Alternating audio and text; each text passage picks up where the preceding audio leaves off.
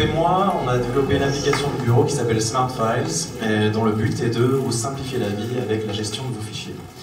On a tous été confrontés à cette situation où vous faites des démarches administratives et on vous demande une liste de documents à récupérer, donc vous en prie, carte d'identité, passeport, etc. Et le cas classique, c'est vous cherchez dans votre explorateur Windows, passeport, et vous le trouvez pas parce que c'est pas le bon nom, vous n'êtes pas au bon endroit, bref, c'est la galère. Nous, ce qu'on aimerait bien faire, c'est simplement copier la liste qu'on nous a demandé, la coller dans notre barre recherche, faire la recherche et récupérer tout d'un coup. Donc là, par exemple, les trois résultats du haut, c'est exactement les fichiers qu'on cherchait. On va les ouvrir après pour voir que c'est bien ça. Donc il y a justificatif de domicile, passeport et mon livre. Si vous voulez mon livre d'argent, il n'y a pas de souci, c'est là. Et ensuite, une fois qu'on a fait ça, on aimerait pouvoir simplement drag and drop les fichiers dans notre email, hop, et c'est bon, c'est fait, on peut les envoyer.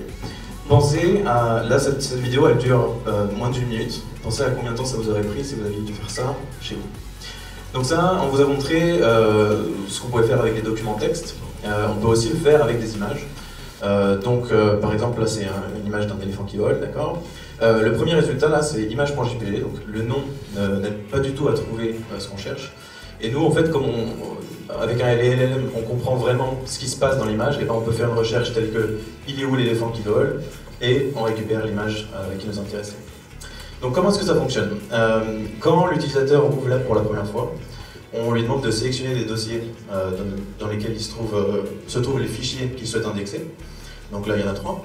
Et l'application ensuite elle va récupérer ces fichiers et les envoyer à Mistral ou Gemini en fonction de si c'est une image ou un texte, et récupérer des embeddings qu'on va stocker en local afin de pouvoir faire des recherches plus tard. La recherche, donc quand on tape dans notre barre de recherche, on va faire le même procédé.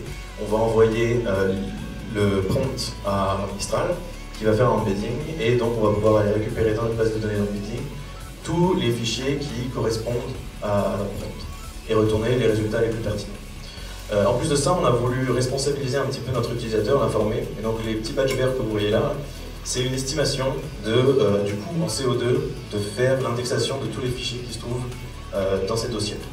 Donc ça lui permet de s'assurer qu'il ne va pas envoyer des milliers et des milliers de fichiers pour rien. C'est la suite. Ouais. On a déjà commencé à développer d'autres features pour notre application, et celle qu'on préfère, c'est celle-ci. On voudrait que l'application, on puisse la configurer pour qu'elle monitore, elle surveille un dossier particulier, par exemple le dossier téléchargement, et que quand un nouveau dossier est ajouté là-dedans, il y a une petite notification qui arrive qui vous dise est-ce que vous voulez que je renomme ce fichier en fonction de son contenu, ou même que je l'organise, que je le place dans votre architecture de dossier automatiquement. Et donc voilà, on cliquerait simplement sur un bouton et ça se fait. Donc ça, le code existe déjà, il fonctionne, on n'a juste pas pu l'ajouter à la fin. Donc les LM fonctionnent bien.